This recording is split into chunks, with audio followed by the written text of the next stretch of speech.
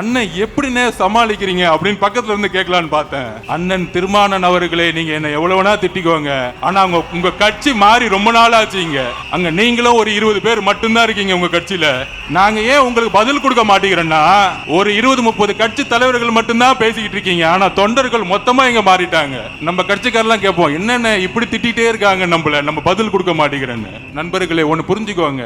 2016 அம்மா சொன்னாங்க, ஜெயலலிதா அம்மா, என்னை எதிர்த்து 15 கட்சி நின்னுகிட்டு இருக்கு, நான் மக்களை நம்புறேன், மக்களுக்காகவே நான் அப்படின்னு சொன்னாங்க.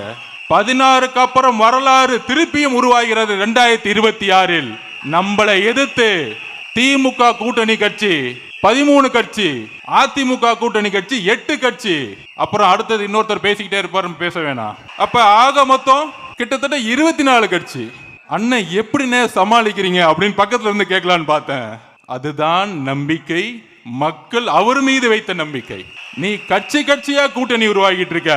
அதுவும் திமுக இப்படி ஆயிடுச்சுன்னா, செங்கோட்டையன் அண்ணன் சொல்லிட்டு இருந்தேன், அண்ணா திமுக இப்படி ஆயிடுச்சுன்னா 2021க்கு அப்புறம் 2021க்கு முன்னாடி எதிர்கட்சியா இருக்கும்போது நம்ம ரொம்ப பிடிச்சி போச்சு, எல்லாத்துக்கும் போராடுவாங்க. திமுக 21க்கு அப்புறம் 2 விஷயத்தை மாத்தினாங்க. திராவிடம் என்பதுக்கு பதிலா திருட்டுங்கிற ஒரு வார்த்தையை இருந்துச்சுக்கிட்டாங்க. திருட்டு திமுக, திருடுறது மட்டும்தான் குறிக்கோள் நம்பர் 1. அப்புறம் நம்மளை பார்த்து ஒண்ணு கேட்பாங்க, தமிழக வெற்றி கழகத்துக்கு கொள்கை இருக்கா?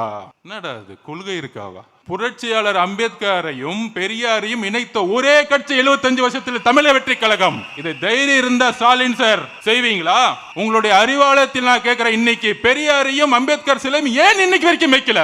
ஏன் வைக்கல இது வரைக்கும்? உங்க அப்பா கலைஞரோட சிலையை வச்சிருக்கீங்க, ஏன் பெரியார் சிலையும் அம்பேத்கர் சிலையும் அறிவாலயத்தில் வைக்கலை? இதை சொல்லுங்க பெரியாரிஸ்டுக்கெல்லாம். அண்ணன் திருமாவளவன் இத கொஸ்டின் கேட்கட்டும். நீங்க தான் ஸ்டாலின் சார் புரட்சியாளருடைய அம்பேத்கருடைய வாரிசுன்னு பெருமையா பேசிட்டு இருக்கீங்களா ஒவ்வொரு மேடையிலையும்? உங்களை ஒரு அடியாளாக பயன்படுத்திட்டு இருக்காங்க திமுக காரங்க, அதை மறந்துடாதீங்க.